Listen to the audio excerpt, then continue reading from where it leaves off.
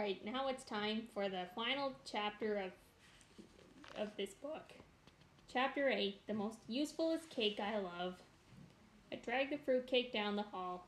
Mother walked behind me. Her cheeks were very sucked into her head.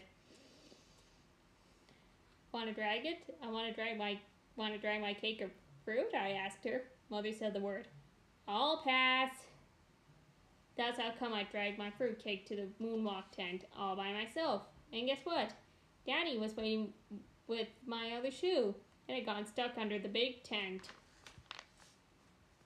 And we didn't even see it there. Put it on my foot.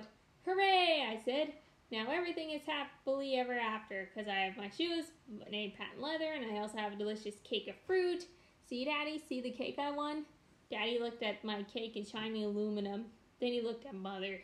Then he shook his head very slow. No, he said. Don't tell me. Mother rocked back and forth on her feet. Yupper, she said. Daddy closed his eyes.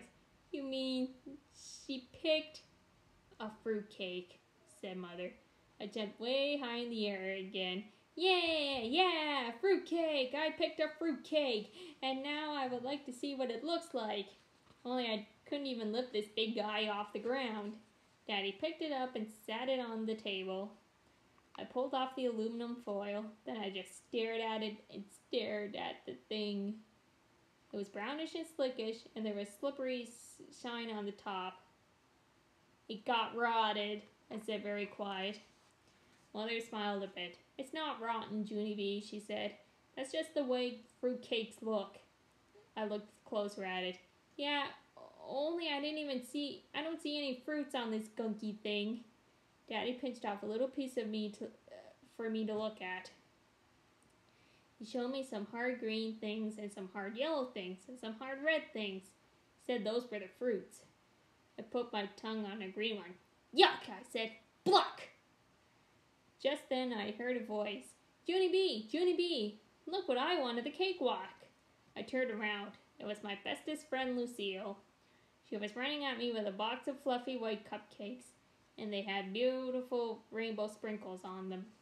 See them, Junie B? See how delicious they look? Said Lucille. Yeah, so, I said. Lucille looked at the table where my cake was. What's that? She asked. Did you want a cake too? Can I see it, please? I jumped in front of it. No, you cannot, I said. Only Lucille stood on her tippy toes, and she peeked right over my shoulder. She made a sick face. Ugh, she said. What happened to it? Nothing happened to it, that's what, I said back. I quickly put the aluminum foil on it again. Then I climbed up the table bench, and I pumped up my muscles, and I lifted my fruitcake way high in the air.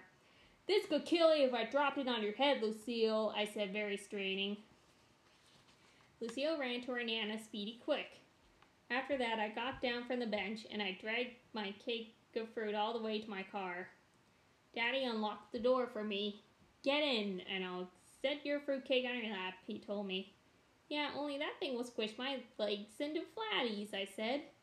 So Daddy put my fruitcake on the seat beside me, and I climbed on top of it and buckled up my seatbelt. Hey, I can see out the window when I sit down on this thing, and it doesn't even smush down, I said. Daddy made a rhyme.